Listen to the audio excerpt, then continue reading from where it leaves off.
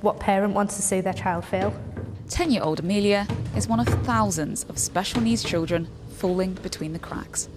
She's not disabled enough for SEN school, but she can't cope in mainstream. All of these challenges are exactly the things that the government is looking at the moment. We've travelled across the country, meeting with constituents and their MPs about the scale of the SEND crisis. He can't, I'd say, physically and mentally cope in a normal school. We joined Natalie and other SEND parents meeting their local Labour MP in Dudley. How big of an issue is SEND provisions within your inbox? Every single week I get parents approaching me with their children unable to get EHCPs, not getting the support they need in schools, or being generally frustrated with the system. I think it's probably the largest amount of casework of any type of support that people come to me for. A child deserves to get the best start in life, and the way the system is working at the moment is really letting them down.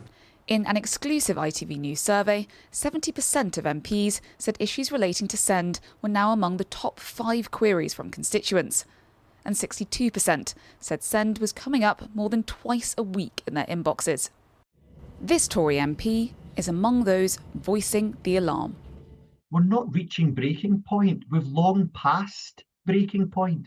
The system has totally failed.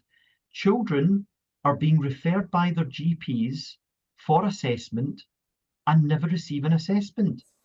Stephanie's 9-year-old son, Austin, has dyslexia. Last July, she reached out to her new Surrey MP after struggling to obtain an education plan, the legal document outlining the necessary support. I remember turning up to your office in tears and being at the point where I didn't feel like we could cope and go on as a family.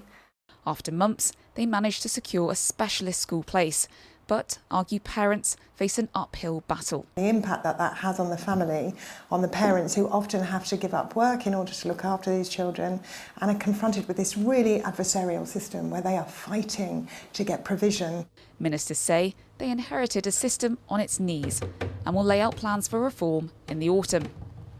Some parents remain sceptical. It will come too late for my child because her school placement is here and now.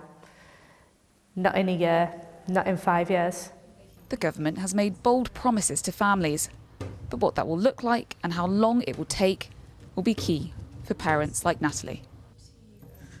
So what's becoming clear is that this is a problem. So what's the government's plan? So we spent the past few weeks travelling across the country, really trying to understand the scale of this crisis. And it's clear that it's fast gaining political traction, particularly among those newly elected MPs. One told me it's coming up in the inbox essentially every day. Another said that because MPs are often a last resort, the complexity of the cases that they're seeing is increasing. So the government's admitted that the current system is failing children. We know they're going to be putting in place reforms later this year.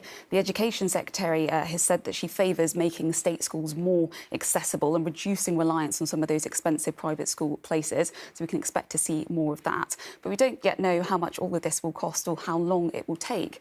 And I think the big challenge for government is really bringing parents alongside with this, because we've spoken to lots of parents who've spent years fighting schools, fighting the council. There's a real sense of mistrust that has been building up. And so ministers are going to have to convince parents that any changes will have a positive, tangible impact. OK, Jasmine, thanks very much.